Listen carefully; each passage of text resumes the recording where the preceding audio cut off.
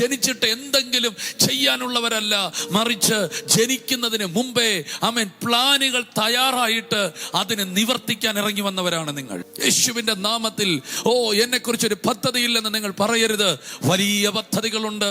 അതെന്തുകൊണ്ട് കാണുന്നില്ല എന്ന് ചോദിച്ചാൽ, നിങ്ങൾ വചനത്തിന്റെ കൂടെ ഇരിക്കുന്നില്ല, പ്രാർത്ഥനയിൽ ഇരിക്കുന്നില്ല, ദൈവത്തിനോട് സമയം ചെലവഴിക്കുന്നില്ല.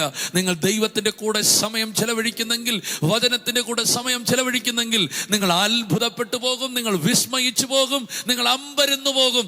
ദൈവത്തിന്റെ പ്രോജക്റ്റുകൾ നിങ്ങളെക്കുറിച്ചുള്ളത് അറിയുമ്പോൾ ഈ ദിനങ്ങൾ ചിലതൊക്കെ മറ നീക്കി വെളിപ്പെട്ടു വരാൻ പോകുകയാണ്. ചിലതൊക്കെ മറ നീങ്ങി വെളിപ്പെട്ടു വരാൻ പോകുകയാണ്. ചിലതെല്ലാം മറ നീങ്ങി വെളിപ്പെട്ടു വരാൻ പോകുന്നു.